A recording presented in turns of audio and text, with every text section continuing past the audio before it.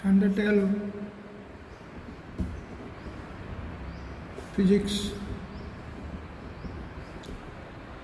Chapter 6 विद्युत चुंबकीय प्रेरण।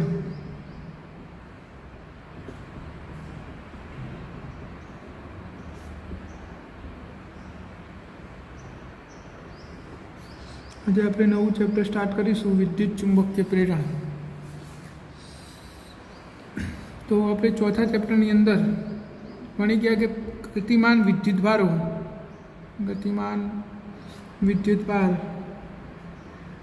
विद्युत प्रवाह उत्पन्न करे छे अने विद्युत प्रवाहना कारणे चुंबकीय क्षेत्र उद्भवे छे। आपणे आ स्टेजनो प्रयोग जोयो तो प्रवाहधारी तारनी आजुबाजुमां चुंबकीय क्षेत्र होय छे, એટલે કે એની આજુબાજુમાં મૂકેલી ચુંબકીય સોય કોણાવર્તન અનુભવે છે એનો અર્થ શું કે તારની આજુબાજુમાં ચુંબકીય ક્ષેત્ર ઉદ્ભવે છે।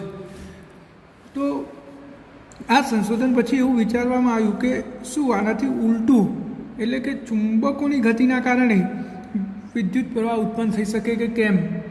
તો આ અભ્યાસ આપણે આ ચેપ્ટરની અંદર કરવાનો છે અને આનો અભ્યાસ આર્સ્ટેડ એમ્પિયર નામના વૈજ્ઞાનિકોએ આની શરૂઆત કરેલી, જેને વિદ્યુત ચુંબકીય પ્રેરણ નામ આપવામાં આવ્યું।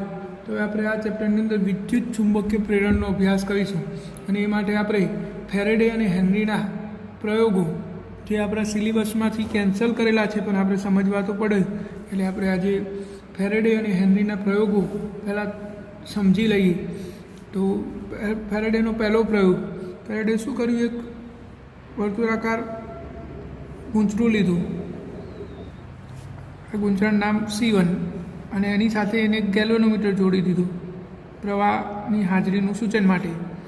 અહીંયા એને એક ગજિયો ચુંબક લીધો અને ગજિયા ચુંબકનો એન ધ્રુવ આ બાજુ તરફ રાખ્યો અને એસ ધ્રુવ આ બાજુ। હવે જેવું એને ગજિયા ચુંબકને ગતિ કરાવીને ગૂંચળાની નજીક લઈ ગયો ત્યારે ગેલ્વેનોમીટર કોણાવર્તન દર્શાવે છે। એટલે કે માન લો કે આ બાજુ કોણાવર્તન એને દર્શાવ્યું, એનો અર્થ શું થયો કે આ ગૂંચળું આ બાજુ, આ ચુંબક આ બાજુ આવ્યું ગતિ કરીને, તો ગૂંચળામાં પ્રેરિત પ્રવાહ ઉદ્ભવ્યો અને આ પ્રવાહના કારણે ગેલ્વેનોમીટર પ્રવાહનું સૂચન કરે છે। હવે એને જોયું ચુંબક અહીંયા આવી ગયું, જ્યારે ચુંબક સ્થિર હતું ત્યારે ગેલ્વેનોમીટર 0 આવર્તન બતાવતું હતું। હવે આ ચુંબકને પાછું એને રિટર્ન ગતિ કરાય, ઉલટી ગતિ, ત્યારે પણ ગેલ્વેનોમીટર બદલાયેલી દિશામાં એટલે કે ઉલટી દિશામાં વિદ્યુત પ્રવાહ દર્શાવે છે। આ ફેરેડેનો અને હેનરીનો પહેલો પ્રયોગ હતો। અને પછી એવું કર્યું કે ચુંબકને સ્થિર રાખીને આ ગૂંચળાને ગતિ કરાવી તો પણ એને બે તરફ કોણાવર્તન જોવા મળ્યું। આ ઉપરાંત એને આ ચુંબકના ધ્રુવો બદલીને એટલે કે આ બાજુ એસ અને આ બાજુ એન કરીને જ્યારે ચુંબકને ગૂંચળાની નજીક લાવ્યો ત્યારે કોણાવર્તન પહેલાંથી ઉલટી દિશામાં એટલે કે પહેલાં નજીક લાવવાથી આ બાજુ બતાવતું હતું, નજીક લાવવાથી આ બાજુ બતાવે છે અને દૂર લઈ જવા માટેથી આ બાજુ બતાવે છે।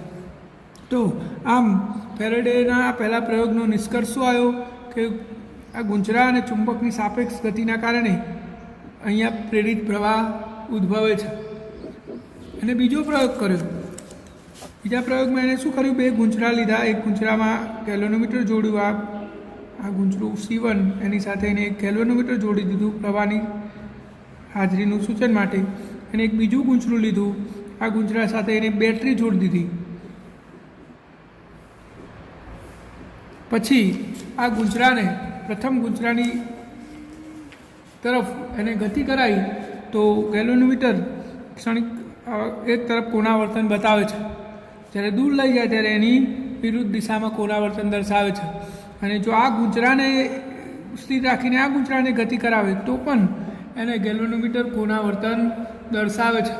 એટલે કે અહીંયા પણ આ બે ગૂંચળાની સાપેક્ષ ગતિના કારણે C1 ગૂંચળામાં પ્રવાહ પ્રેરિત થાય છે। તો બીજા પ્રયોગ પરથી પણ એને જોયું કે ગૂંચળાની સાપેક્ષ ગતિના કારણે અથવા ગૂંચળા અને ચુંબકની સાપેક્ષ ગતિના કારણે બીજા ગૂંચળામાં પ્રેરિત પ્રવાહ ઉદ્ભવે છે। આ સિવાય એને એક ત્રીજો પ્રયોગ કર્યો, અહીંયા એક કર મૂકી દીધી, ટેપિંગ કર, અને જ્યારે આ કર એને ક્લોઝ કરી એટલે કે આ કર દબાવી ત્યારે આ ગેલ્વેનોમીટર ક્ષણિક કોણાવર્તન બતાવીને પાછું 0 પર આવી ગયું। પાછી જ્યારે કર એને લઈ લીધી ત્યારે કોણાવર્તન ક્ષણિક મહત્તમ થઈને પાછું 0 થઈ ગયું। જ્યારે કર દબાઈ રાખે છે ત્યારે અહીંયા ગેલોનોમીટર કોણાવર્તન બતાવતું નથી, એટલે કે ચાલુ કરતાં ક્ષણિક અને બંધ કરતાં ક્ષણિક કોણાવર્તન જોવા મળે છે, એના સિવાય અહીંયા કોણાવર્તન જોવા મળતું નથી. તો અહીંયા પણ આ ગુંચરામાં પ્રેરિત વિદ્યુત પ્રવાહ એને જોવા મળ્યો. તો આપણે આ ત્રણેય પ્રયોગોનું નિષ્કર્ષ સમજીએ ટૂંકમાં, કારણ કે થિયરી તો કેન્સલ થયેલી છે એટલે આપણે બહુ ડિટેલ એની ચર્ચા કરવી નહીં, પણ આપણે એને ખાલી સમજી લઈએ તો શું સમજ્યા આપણે. તો પહેલા પ્રયોગ, બીજો પ્રયોગ કે ત્રીજો પ્રયોગ, ગુંચરા અને ચુંબકની સાપેક્ષ ગતિ પ્રેરિત પ્રવાહ માટે જવાબદાર છે.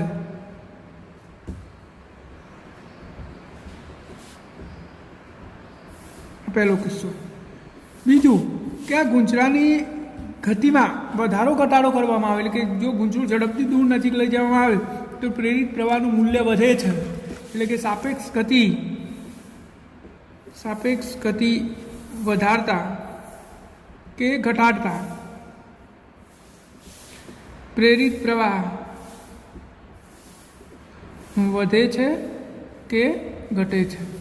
એટલે કે તમે ઝડપથી નજીક દૂર લાવો તો વધે અને ધીરે ધીરે નજીક દૂર લાવો તો ઘટે છે.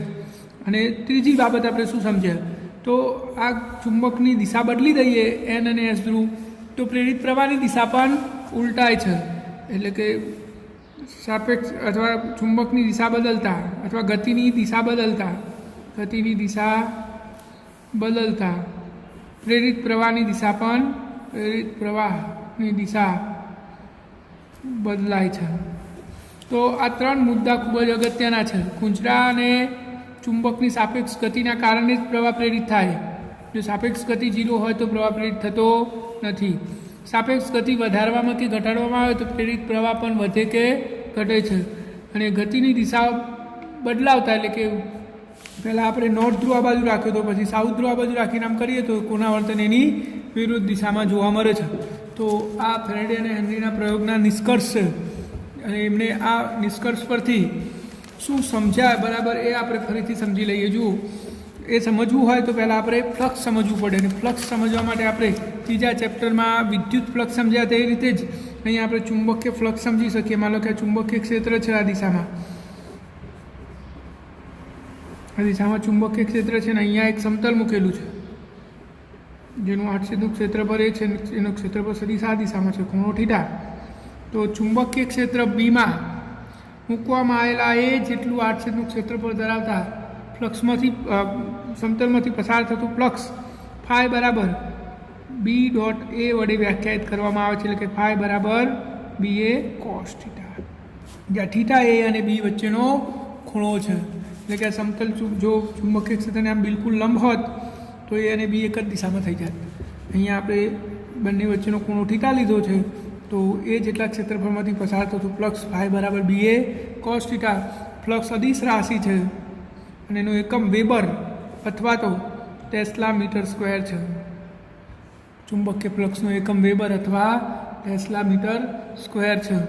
જો અનિયમિત ચુંબકીય ક્ષેત્ર હોય, માનો કે કોઈ અનિયમિત આકારનું સમતલ છે અને દરેક બિંદુ ચુંબકીય ક્ષેત્રનું મૂલ્ય જુદું છે, અહીંયા B1 છે, અહીંયા B2 છે, અહીંયા B3 છે, તો આવા કિસ્સામાં આપણે ફ્લક્સ કેવી રીતે શોધીએ? તો વિદ્યુત ક્ષેત્રવાળા ચેપ્ટરમાં કર્યું તેવું જ આનું આપણે 800નું ક્ષેત્રફળ dA1 લઈ લઈએ, આનું dA2 લઈ લઈએ, આ સૂક્ષ્મ ખંડોનું, અને બધાનું ફ્લક્સ શોધીને પછી શું કરી દેવાનું? સરવાળું. પહેલાંનું કેટલું થાય તો B1 ડોટ dA1, બીજાનું કેટલું થાય B2 ડોટ dA2, આવી રીતે n સૂક્ષ્મ ખંડોનું કેટલું થાય Bn ડોટ En. આપણું કુલ ફ્લક્સ થઈ જાય, એટલે કે sigma I = 1 to n bi dot dAi. હજુ આપણે આ સૂક્ષ્મ કરતા જઈએ ખંડોને તો સરવાળો સંકલનમાં પરિણમે, therefore b ડોટ dA. આ કુલ ફ્લક્સનું સૂત્ર થઈ ગયું. તો આ રીતે આપણે ફ્લક્સ શોધી શકીએ. ફ્લક્સ એ વિદ્યુત ફ્લક્સના જેવું જ છે, પણ આ ચુંબકીય ક્ષેત્ર સાથે સંકળાયેલું છે. હવે આપણે ફેરેડેના અને હેનરીના નિયમોને ફરીથી સમજીએ ફ્લક્સના સંદર્ભમાં. તો જો પહેલો પ્રયોગ આપણે જોયો કે આ ચુંબકને ગુંજરાની નજીક કે દૂર લાવવામાં આવે ત્યારે આમાં પ્રેરિત પ્રવાહ ઉદ્ભવે છે. તો એવું થવાનું કારણ શું? તો તમે સમજો કે આ ગુંજરું છે અને આ ચુંબક છે, તો ચુંબકીય ક્ષેત્ર રેખાઓ આ રીતે હશે. હવે જ્યારે આને નજીક લાવવામાં આવે ચુંબકને, ત્યારે આ ગુંચરામાંથી પસાર થતી ક્ષેત્રરેખાની સંખ્યા વધતી જાય છે. એટલે કે આની સાથે સંકળાયેલું ફ્લક્સ વધતું જાય છે. આપણે ફ્લક્સની બીજી એક વ્યાખ્યા સમજાવે કે ચુંબકીય ક્ષેત્રને લંબરૂપે મૂકેલા એકમ ક્ષેત્રફળમાંથી પસાર થતી ક્ષેત્રરેખાઓની સંખ્યાને ફ્લક્સ કહેવાય. એટલે કે આ બંધ ગાળામાંથી જેટલી ક્ષેત્રરેખાઓ વધારે એટલું ફ્લક્સ વધારે. તો તમે ચુંબકને જેમ જેમ નજીક લાવશો એમાં આમાંથી પસાર થતી ક્ષેત્રરેખાની સંખ્યા વધતી જશે. એટલે કે આની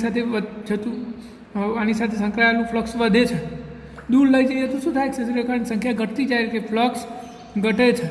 ટૂંકમાં ચુંબકને નજીક લાવવાથી ફ્લક્સ વધે અને દૂર લઈ જવાથી ફ્લક્સ ઘટે. તો આ ગુંચરા સાથે સંકળાયેલ ફ્લક્સમાં ફેરફાર થાય છે. શું થાય છે? ચુંબકીય ફ્લક્સમાં ફેરફાર થાય છે અને પરિણામે આ ગુંચરામાં પ્રેરિત પ્રવાહ ઉદ્ભવે છે. એટલે કે આ ફેરેડેનો નિયમ શું કહે છે કે ફ્લક્સમાં ફેરફાર થવાથી પ્રેરિત EMF ઉદ્ભવ્યું. જ્યારે ગુંચરાને સ્થિર રાખવામાં આવે, આ ચુંબકને સ્થિર રાખવામાં આવે તો આની સાથે સંકળાયેલ ચુંબકીય ફ્લક્સ તો સંકળાશે પણ ફ્લક્સમાં ફેરફાર થતો નથી, એટલે પ્રવાહ બતાવતું નથી. તો ફેરેડેનો આ પ્રયોગનો નિષ્કર્ષ શું થયો કે ગુંચરામાં પ્રેરિત EMF અથવા પ્રેરિત પ્રવાહ એ એની સાથે સંકળાયેલ ફ્લક્સના ફેરફારના કારણે થાય છે, ચુંબકીય ફ્લક્સના ફેરફારના કારણે થાય છે. આપણે બીજા પ્રયોગની પણ ચર્ચા કરીએ. બીજા પ્રયોગમાં શું હતું? ગુંચરા સાથે ગેલ્વેનોમીટર જોડેલું હતું અને બીજા ગુંચરા સાથે બેટરી જોડેલી હતી. અને હવે આ બે ગુંચરાની સાપેક્ષ ગતિ કરાવીએ તો પ્રેરિત EMF ઉદ્ભવતું હતું અથવા પ્રેરિત પ્રવાહ ઉદ્ભવતો હતો. તો અહીંયા પણ જુઓ, તમે અહીંયાથી બેટરીમાંથી પ્રવાહ પસાર કરશો એટલે ગુંચરામાં શું ઉદ્ભવશે? ચુંબકીય ક્ષેત્ર ઉદ્ભવશે. આપણે ચોથા ચેપ્ટરમાં ભણી ગયા. આ ચુંબકીય ક્ષેત્ર હવે ગુંચરાને તમે નજીક દૂર લઈ જશો તો આની સાથે સંકળાયેલ ચુંબકીય ફ્લક્સ બદલાશે, પરિણામે પ્રેરિત EMF ઉદ્ભવે છે. એવી જ રીતે આપણે છેલ્લો પ્રયોગ જોઈએ કે અહીંયા એક કર મૂકી હતી. કરને ચાલુ કરીએ ત્યારે અહીંયા 0 પ્રવાહ હતો એટલે ચુંબકીય ક્ષેત્ર 0 હતું. જેવી કર ચાલુ કરશો એટલે ચુંબકીય ક્ષેત્ર વધીને મહત્તમ થઈ જશે. એટલે કે અહીંયા ચુંબકીય ક્ષેત્રમાં ફેરફાર થયો, પરિણામે આની સાથે સંકળાયેલ ફ્લક્સ બદલાય છે અને EMF ઉદ્ભવે છે. હવે જ્યારે કર બંધ થઈ જાય ત્યારે બદલાતો પ્રવાહ મહત્તમ થઈ જાય છે. એટલે કે ચુંબકીય ક્ષેત્ર મહત્તમ થઈને પછી બદલાવાનું બંધ થઈ જાય છે. એટલે અહીંયા ફ્લક્સ બદલાતું નથી અને પ્રેરિત પ્રવાહ ઉદ્ભવતો નથી. એટલે સ્વિચ ચાલુ કરીએ ત્યારે 0 થી મહત્તમ અને બંધ કરીએ ત્યારે મહત્તમથી 0 થાય છે. એટલે આ બે ફેરફાર માટે ફ્લક્સ બદલાતા EMF જોવા મળે છે. આમ ફેરેડે અને હેનરીના પ્રયોગનો નિષ્કર્ષ એ છે કે કોઈપણ ગુંચરા સાથે સંકળાયેલ ચુંબકીય ફ્લક્સ બદલાય એટલે કે ફ્લક્સમાં ફેરફાર થાય તો જ પ્રેરિત EMF ઉદ્ભવે છે. જો ફ્લક્સ અચળ હોય તો પ્રેરિત EMF ઉદ્ભવતું નથી. આમ ફ્લક્સના ફેરફારના કારણે ગુંચરામાં ઉદ્ભવતા EMFને પ્રેરિત EMF કહે છે. શું કહેવાય? પ્રેરિત EMF. તો આપણે આને આવું પણ કહી શકીએ કે બદલાતા થતા ચુંબકીય ક્ષેત્રના કારણે વિદ્યુત પ્રવાહ ઉત્પન્ન થાય તો આને આપણે વિદ્યુત ચુંબકીય પ્રેરણ કહીએ છીએ. બદલાતા જતા ચુંબકીય ક્ષેત્રના કારણે ગુંચરામાં વિદ્યુત પ્રવાહ પ્રેરિત થાય તો આને શું કહેવાય? વિદ્યુત ચુંબકીય પ્રેરણ કહે છે.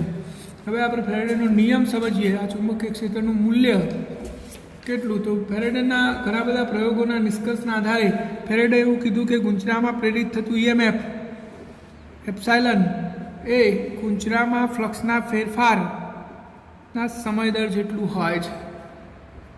કોઈપણ બંધ પરિપથમાં ઉત્પન્ન થયેલું પ્રેરિત EMF એ ગુંચરામાં ફ્લક્સના ફેરફારના સમય દર જેટલું હોય છે. અહીંયા માઇનસ નિશાની એ લેન્ઝના નિયમનું સૂચન કરે છે. એ આપણે પાછળ જોઈશું પાછળની થિયરીમાં.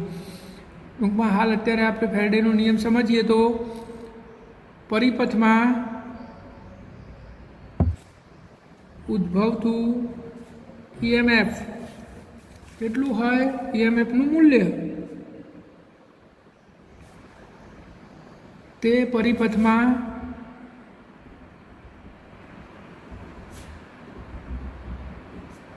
ફ્લક્સના ફેરફારના સમય દર જેટલું હોય છે. એટલે કે એપ્સાઇલન બરાબર -d∅/dt. આ એક આંટાની વાત છે. માની લો કે n આંટાવાળું ગુંચરું હોય તો દરેક આંટા સાથે સંકળાયેલું ફ્લક્સ ફ્લક્સમાં થતો ફેરફાર d∅/dt. તો n આંટામાં કેટલો થાય? n d∅/dt. એપ્સાઇલન બરાબર -n d∅/dt. આ ગુંજરામાં પ્રેરિત ઈએમએફનું સૂત્ર છે. તો અહીંયા પ્રેરિત ઈએમએફ કેટલી રીતે ઉત્પન્ન થતા ફ્લક્સમાં ફેરફાર કરી શકાય? તો જુઓ, એક તો આંટાની સંખ્યા વધારીને આપણે પ્રેરિત ઈએમએફ વધારી શકીએ છીએ, અથવા તો ફ્લક્સમાં થતા ફેરફારમાં, હવે ફ્લક્સમાં થતો ફેરફાર એટલે BA cos થીટા, એટલે કે તમે B બદલીને A બદલીને અથવા B અને A વચ્ચેનો ખૂણો બદલીને પણ ફ્લક્સમાં ફેરફાર ઉત્પન્ન કરી શકો અને પરિણામે પ્રેરિત ઈએમએફ બદલાઈ શકે છે. તો આ ફેરેડેનો નિયમ છે, અથવા ફ્લક્સનું મૂલ્ય શોધવા માટેનું સૂત્ર છે, ફ્લક્સનું ને ઈએમએફનું. હવે આપણે આગળની થિયરી જોઈએ. ઉદાહરણ છે હવે 6.1.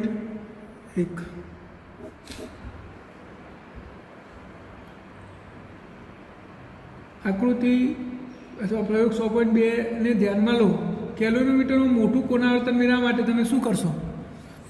આપણે મોટું કોણાવર્તન મેળવવું હોય, એટલે કે પ્રવાહનું મૂલ્ય મોટું મેળવવું હોય તો શું કરવું પડે? ભાઈ આપણે હાલ જ જોયું કે ગુંચરા અને ચુંબકની સાપેક્ષ ગતિ ઝડપથી કરવામાં આવે તો મોટું કોણાવર્તન મળે, એટલે કે એને ઝડપથી નજીક લાવવું જોઈએ. હવે ગેલોરીમીટરની ગેરહાજરીમાં તમે એ સિવાય મોટું કોણાવર્તન મેળવવા માટે આપણે હાલ જ ચર્ચા કરી, એપ્સિલોન બરાબર n d∅dt.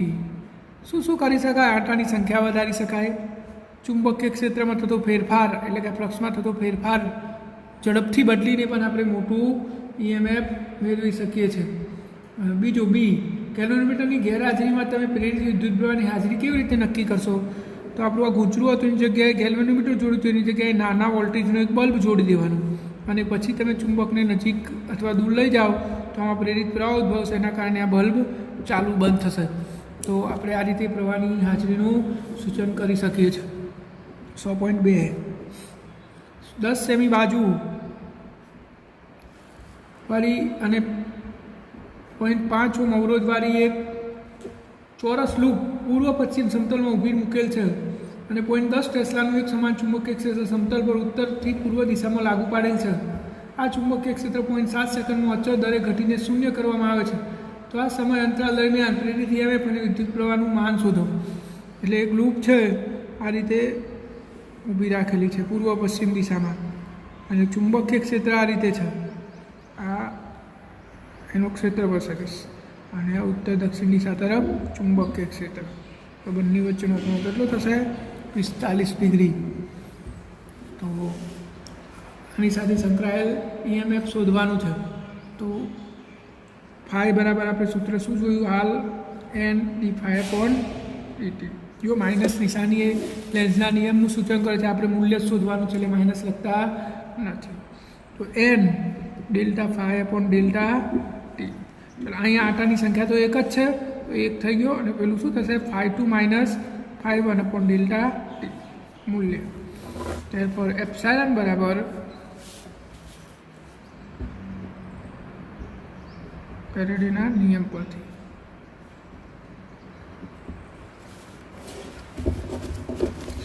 તો હવે આંટાની સંખ્યા એક હતી તો એની કિંમત 1, અહીંયા ∅2 - ∅1/ΔT.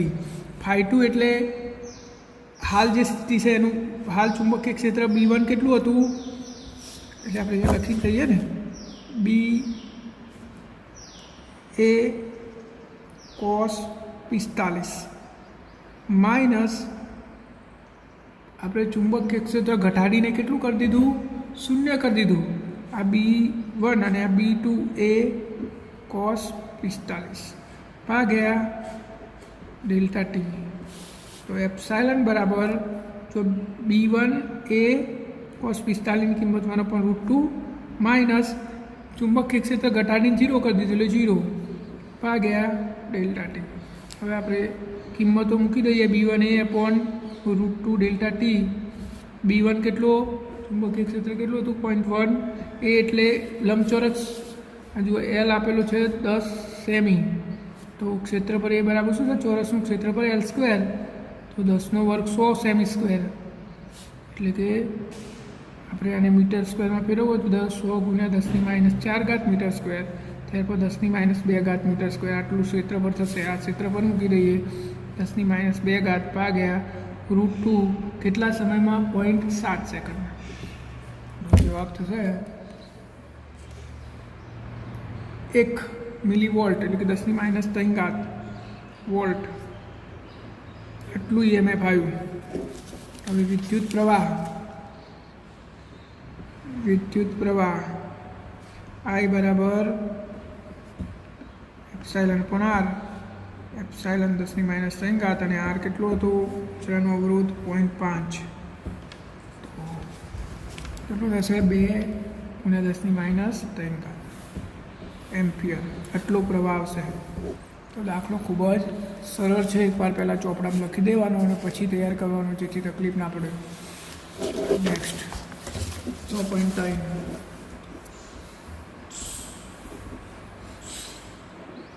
10 સેમી ત્રિજ્યા, આર બરાબર 10 સેમી, 500 આંટા,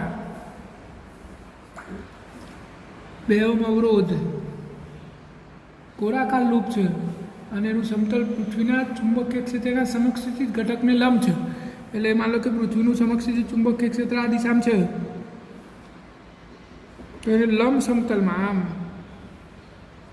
એટલે આ ગુંજરાનું ક્ષેત્ર, આ ચુંબકીય ક્ષેત્ર પૃથ્વીનું BH અને આ ગુંજરાનું ક્ષેત્રફળ સદિશ બે એક જ દિશામાં થશે. સમતલ લંબ છે એટલે ક્ષેત્રફળ સદિશ ચુંબકીય ક્ષેત્રની દિશામાં જ થાય. હવે એની ઉર્ધ્વ અક્ષને અનુલક્ષીને 180નું ભ્રમણ કરવામાં આવે છે.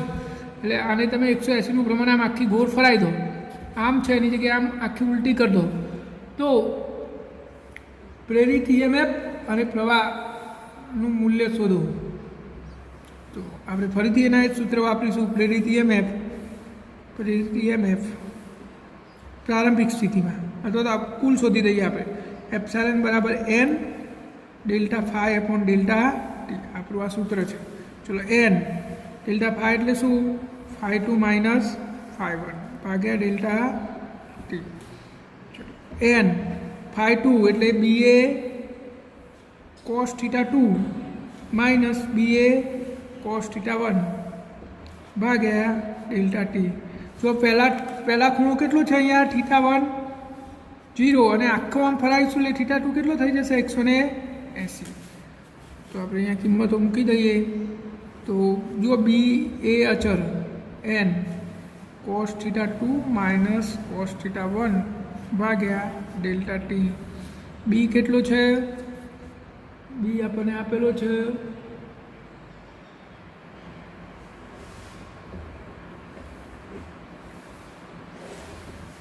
3 × 10⁻⁵,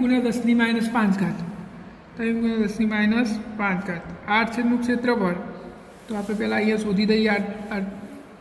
એ બરાબર πr², એટલે 3.14. આરની કિંમત કેટલી છે? 10 સેમી એટલે 0.1 અને એનો વર્ગ. તો 3.14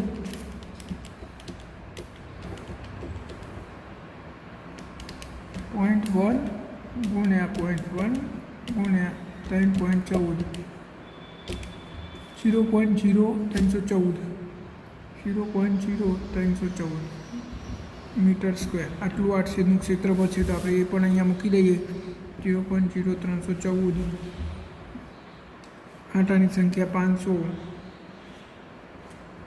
cos θ2 180 એટલે cos π માઇનસ cos 0 ભાગ્યા ડેલ્ટા ટી. કેટલા સમયમાં? 25.25 સેકન્ડમાં. તો 0.25. ચલો આપણે ઉપરનો ગુણાકાર કરી દઈએ. પહેલાં 500 ગુણ્યા 0.0314 ગુણ્યા 3, 47.1 ગુણ્યા 10⁻⁵. cos 0ની કિંમત -1 અને પેલા 0ની કિંમત એ -1 ભાગ્યા આ બધું માનાંકમાં મૂલ્ય શોધવાનું છે એટલા માટે. તો ભાગ્યા 0.25, -2 થયા. માં નોખવાઈ આવશે, 12 આવશે એટલે ધન થઈ જશે. તો 47.1 ગુણ્યા 2, 94.2 ગુણ્યા 10⁻⁵ ભાગ્યા 0.25.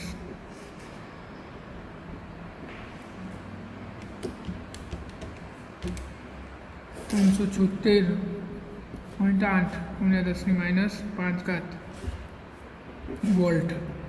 આટલું EMF ઉદ્ભવશે. કેટલું? આપણે આમ ગણીએ, 1-2 પોઈન્ટ આમ જઈએ તો 3.7ની જગ્યાએ 8 કરી દઉં. 10⁻³ વોલ્ટ આટલું EMF ઉદ્ભવ્યું. તો હવે પ્રવાહ I = ε/r, એપ્સાઇલન 3.8 × 10⁻³ અને R કેટલો હતો 2 ઓહ્મ, તો 1.9 × 10⁻³ એમ્પિયર આટલો પ્રવાહ ઉદ્ભવશે. તો આ દાખલો પણ પહેલાં ચોપડામાં લખી દેવાનું, પછી શાંતિથી એને ક્લિયર કરજો. આપણે આગળનું જોઈએ.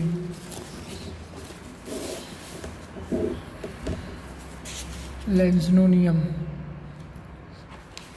આપણે ફેરેડે અને હેનરીના પ્રયોગોનો અભ્યાસ કર્યો કે ગુંચરા સાથે સંકળાયેલ ફ્લક્સમાં ફેરફાર થાય તો ચુંબકીય પ્રેરણ થાય છે, એટલે કે પ્રેરિત EMF ઉદ્ભવે છે. અને એનું મૂલ્ય કેટલું હોય તો એપ્સાઇલ = N/dt. પરંતુ એની દિશા કઈ એનો આપણે અભ્યાસ હજુ સુધી કર્યો નથી. તો લેન્ઝનો નિયમ એ ગુંચરામાં પ્રેરિત EMFની દિશા દર્શાવે છે. અને લેન્ઝનો નિયમ શું છે તો પ્રેરિત EMFની દિશા એવી હોય છે કે તે એવો વિદ્યુત પ્રવાહ ઉત્પન્ન કરે છે જે તેને ઉત્પન્ન કરતા ચુંબકીય ફ્લક્સનો વિરોધ કરે છે. જો વાક્ય શું કહેવા માગે છે એવું તમને પહેલાં સમજાવી દઉં. આ એક ગુંચરું છે, આની સાથે આપણે ગેલ્વેનોમીટર જોડ્યું હતું પ્રવાહની હાજરીનું સૂચન કરવા માટે. અહીંયા આપણે ચુંબકીય ક્ષેત્ર લાવી દઈએ અને S કે S અને NG હોય.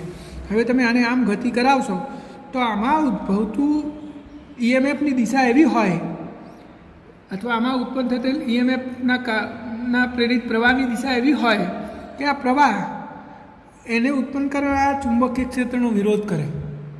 આ પ્રવાહની દિશા એવી હોય કે એને ઉત્પન્ન કરતા, એટલે એને કોને ઉત્પન્ન કર્યું આના ચુંબકીય ક્ષેત્રે, તો એનો જ વિરોધ કરે. આને લેન્ઝનો નિયમ કહે છે. અને હવે આપણે આને આ રીતે સમજી શકીએ કે આ ગુંચરું અહીંયા છે અને આ બાજુથી કોઈ પ્રયોગ કરતા ચુંબકને આ તરફ ગતિ કરાવે છે, તો આની સાથે સંકળાયેલ ફ્લક્સમાં ફેરફાર થશે. પરિણામે આના ફ્લક્સના ફેરફારના કારણે આમાં પ્રેરિત EMF ઉદ્ભવે છે અને ગેલ્વેનોમીટર વિદ્યુત પ્રવાહ દર્શાવે છે. હવે આમ છતાં ગુંચરા સાથે સંકળાયેલ ફ્લક્સ વધે છે. પરિણામે ગુંચરામાં પ્રેરિત પ્રવાહ વિષમઘટી દિશામાં ઉત્પન્ન થતો હોવો જોઈએ. અને આ વિષમઘટી દિશામાં ઉદ્ભવે એટલે અહીંયા ઉત્પન્ન થયેલ ચુંબકીય ક્ષેત્રનો N ધ્રુવ આ તરફ હોય. પરિણામ શું થશે કે હવે આ ચુંબકને તમારે આમ ગતિ કરાવી હશે તો આ ગુંચરાના કારણે ઉત્પન્ન થયેલ ચુંબકીય ક્ષેત્રના N ધ્રુવનો વિરોધ કરવો પડશે, એટલે કે અપાકર્ષણ બળનો સામનો કરવો પડશે. ત્યારે આપણે ચુંબકને ગુંચરાની નજીક લઈ જઈ શકીશું. એવી જ રીતે એનાથી ઉલટું આપણે વિચારીએ, એટલે કે ગુંચરું છે અને અહીંયા ચુંબકનો N ધ્રુવ અને S ધ્રુવ, અને આપણે આમ લઈ જઈએ છીએ, ગતિ દૂર લઈ જઈએ છીએ, તો આ ગુંચરા સાથે સંકળાયેલ ફ્લક્સમાં ઘટાડો થાય છે. અને ઘટાડો થાય છે એટલે કે આમાં સમઘટી દિશામાં પ્રવાહ ઉત્પન્ન થતો હોવો જોઈએ. અને સમઘટી દિશામાં પ્રવાહ ઉદ્ભવે તો આ તરફનો છેડો S ધ્રુવ બને, એટલે કે સાઉથ પોલ બને. પરિણામે આ ચુંબકને આપણે દૂર લઈ જવું હોય તો આ બેના આકર્ષણ બળ વિરુદ્ધ કાર્ય કરવું પડશે, ત્યારે આપણે એને દૂર લઈ જઈ શકીશું. ત્યારે જ આપણું આ કાર્ય આમાં પ્રેરિત EMF ઉત્પન્ન કરે છે. તો બંને કિસ્સાઓમાં આપણે જોયું કે જો ચુંબકને આપણે ગુંચરા તરફ લાવતા હોય તો ગુંચરા સાથે સંકળાયેલ ફ્લક્સ વધતું હોવાથી ગુંચરામાં વિષમઘટી દિશામાં પ્રવાહ ઉત્પન્ન થતો હોવો જોઈએ. ત્યારે જ ગુંચરા ચુંબક તરફનું ગુંચરાનો ધ્રુવ નોર્થ ધ્રુવ બને અને આપણે એને આ બાજુ તરફ લાવવા માટે અપાકર્ષણ બળ વિરુદ્ધ કાર્ય કરવું પડે, એટલે કે આ ફ્લક્સમાં થતા ફેરફારનો વિરોધ કરે છે. એવી જ રીતે અહીંયા પણ જુઓ, જ્યારે ચુંબકને આપણે ગુંચરાથી દૂર લઈ જઈએ ત્યારે આ પ્રેરિત પ્રવાહની દિશા સમઘટિત દિશામાં હોવી જોઈએ. અને એના કારણે ચુંબક તરફનું ગુંચરાનો આ ધ્રુવ સાઉથ પોલ બને. પરિણામે આપણે ચુંબકને આમ લઈ જવું હોય તો આકર્ષણ બળનો વિરોધ કરવો પડે છે, એટલે કે આ પણ ફ્લક્સના ફેરફારનો વિરોધ કરે છે. ત્યારે આપણે આમાં પ્રેરિત EMF ઉત્પન્ન કરી શકીએ છીએ. જો આવું ના હોત, અને આપણે પુષ્ટિ કરવી હોય અને સમજવું હોય તો આપણે આ રીતે પણ સમજી શકીએ છીએ કે માની લો કે આ ગુંચરાનો આ ચુંબક N ધ્રુવ અને S ધ્રુવ, હવે આ ચુંબકને આપણે આ તરફ લાવતા હોય અને ગુંચરામાં પ્રવાહ વિષમઘટી દિશાની જગ્યાએ સમઘટી દિશામાં ઉદ્ભવે છે એવું આપણે માની લઈએ ખાલી સમજવા માટે. તો પછી આ બાજુનો ધ્રુવ S ધ્રુવ બને તો થાય શું કે આ ચુંબકને સહેજ ધક્કો આપીને આપણે છોડી દઈએ તો પણ આ બંને વચ્ચેના આકર્ષણ બળના કારણે આ ચુંબક આપોઆપ પ્રવેગિત થશે. અને જેમ નજીક આવે એમ આની સાથે સંકળાયેલ ફ્લક્સ વધતા આનું ચુંબકીય ધ્રુવ પ્રબળ થતો જાય અને ચુંબક વધુ ઝડપથી ગુજરાત તરફ આપોઆપ ગતિ કરવા લાગત. હવે અહીંયા જો આપણે કોઈ મોટર કે એવું કંઈ જોડી દઈએ, માન લો કે અહીંયા કોઈ અવરોધ જોડી દઈએ તો સતતપણે ઉષ્મા ઉર્જા ઉત્પન્ન થતી જાય.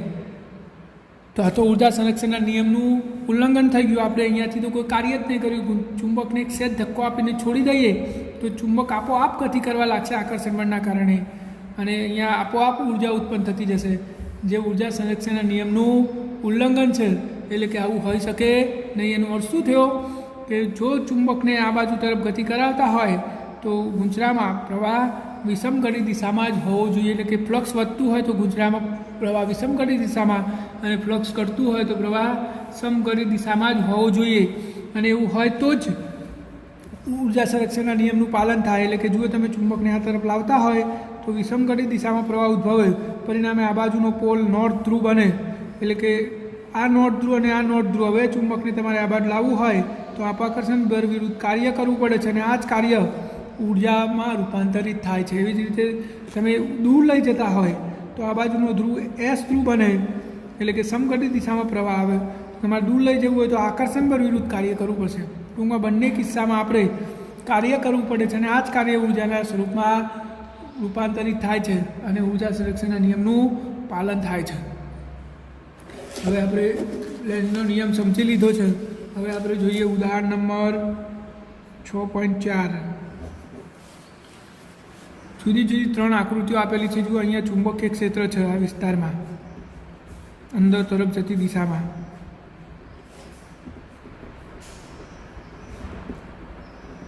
અહીંયા પહેલી એક લંબચોરસ લૂપ આપેલી છે, અને એને આ તરફ ગતિ કરવામાં આવે છે. ABCD. તો આપણને એવું કીધું છે કે લેન્ઝના નિયમનો ઉપયોગ કરીને ગાળામાં પ્રેરિત વિદ્યુત પ્રવાહની દિશા નિર્ધારિત કરો. તો આમાં પ્રવાહ કઈ દિશામાં હશે? ADCB દિશામાં કે ABCD દિશામાં? તો જો તમે આને આમ લઈ જાઓ તો લંબચોરસ લૂપ સાથે સંકળાયેલું ફ્લક્સ વધે છે. શું થશે? ફ્લક્સ વધે, આ ચુંબકીય ક્ષેત્રની અંદર જાય છે, એટલે ફ્લક્સમાં શું થશે? વધારો. અને ફ્લક્સ વધતું હોય તો પ્રવાહ વિષમગતિ દિશામાં હોય, આપણે હાલ જ ચર્ચા કરી, એટલે કે આમ. તો પ્રવાહ કઈ દિશામાં હશે? ABCD દિશામાં હશે. હવે બીજી એક આકૃતિ આવી રીતે આપેલી છે, ત્રિકોણ, અને આમ ગતિ કરે છે ABC. તો આમ જશે તો ફ્લક્સ ઘટશે, બહાર જાય છે. ચુંબકીય ક્ષેત્રની બહાર જતું હોવાથી ફ્લક્સમાં શું થાય છે? ઘટાડો થાય છે. ફ્લક્સ ઘટતું હોય તો પ્રવાહ સમગતિ દિશામાં હોય, એટલે કે આમ ઘડિયાળની દિશામાં. તો શું આવશે? BA દિશામાં, આમ આ દિશામાં પ્રવાહ ઉત્પન્ન થશે. અને ત્રીજી અનિયમિત આકાર આપેલો છે આવી રીતે, અને એ પણ બહાર તરફ જાય છે. તો આમાં પણ ફ્લક્સમાં શું થશે? ઘટાડો, અને ફ્લક્સ ઘટે તો સમગતિ દિશામાં પ્રવાહ. એટલે કે આ રીતે નામ આપેલા છે, ABCD દિશામાં પ્રવાહ ઉત્પન્ન થશે. તો આ આપણો જવાબ થયો. હવે 6.5, ઉદાહરણ 6.5.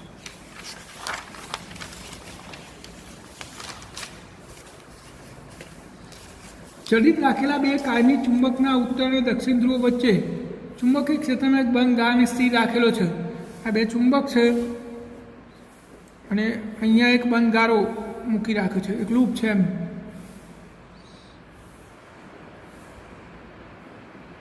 શું ખૂબ જ શક્તિશાળી ચુંબકનો ઉપયોગ કરીને આ ગાળામાં પ્રવાહ પ્રેરિત કરી શકાય? આ ચુંબક નાના હતા, હવે એની જગ્યાએ મોટા ચુંબકો મૂકી દઈએ તો આમાં પ્રવાહ પ્રેરિત થઈ શકાય? ના. પ્રવાહ ક્યારે પ્રેરિત થાય? ફ્લક્સમાં ફેરફાર થાય તો જ.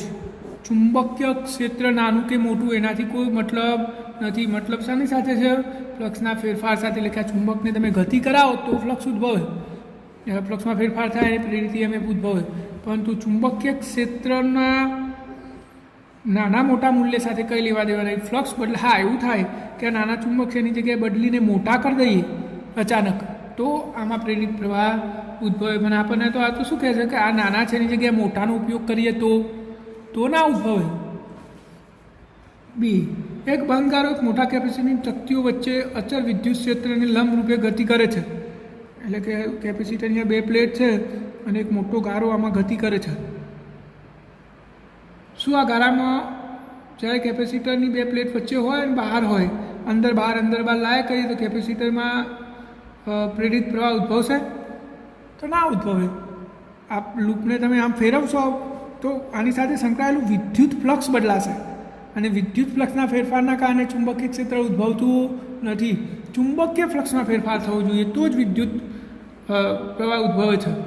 અને એક લંબચોરસ ગારો અને વર્તુળાકાર ગારો એક સમાન ચુંબકીય ક્ષેત્રના વિસ્તારમાંથી બહાર તરફ ક્ષેત્રની મુક્ત વિસ્તાર તરફ અચળ વેગથી ગતિ કરે છે. તો પ્રદેશથી બહાર તરફના માર્ગે કયા ગાળામાં તમે અપેક્ષા કરી શકો કે EMF અચળ રહેશે? એક ચોરસ લૂપ છે અને એક ગોળ. આ બંને સમાન ચુંબકીય ક્ષેત્રમાં બહાર તરફ ગતિ કરે છે. તો કયામાં વધારે પ્રેરિત EMF અચળ રહેશે? તો ચોરસમાં સંકળાયેલ ફ્લક્સ ચુંબકીય ફ્લક્સ દરેક જગ્યાએ સમાન જ રહેશે અને આમાં સમાન રહેતું નથી. તો આમાં આપણે પ્રેરિત EMF અચળ ગણી શકીએ, આમાં અચળ ગણી શકાય નહીં, આમાં વારે ઘડીએ બદલાશે. અને છેલ્લો ડી, IS અને IN, આને આમ ગતિ કરવાનો અને આમ, અને વચ્ચે એક રિંગ મૂકેલી છે આ રીતે, અને અહીંયા કેપેસિટર છે. તો આમાં પ્રવાહ કઈ દિશામાં, એટલે કે પ્લેટની કઈ પ્લેટ ધન અને કઈ ઋણ હશે? આ એ છે અને આ બી. તો જુઓ આ બાજુ જાય છે એટલે કે આ લૂપ સાથે સંકળાયેલું ફ્લક્સ વધે છે, તો આમાં વિષમઘટિત દિશામાં પ્રવાહ વહે એટલે આમ. તો આ ધન હોય અને આ ઋણ હોય એટલે કે એ બીની સાપેક્ષ ધન હશે. તો આજના પીરિયડ સુધીમાં આપણે આટલે સુધી રાખીએ, બાકીનું આવતી કાલે જોઈશું.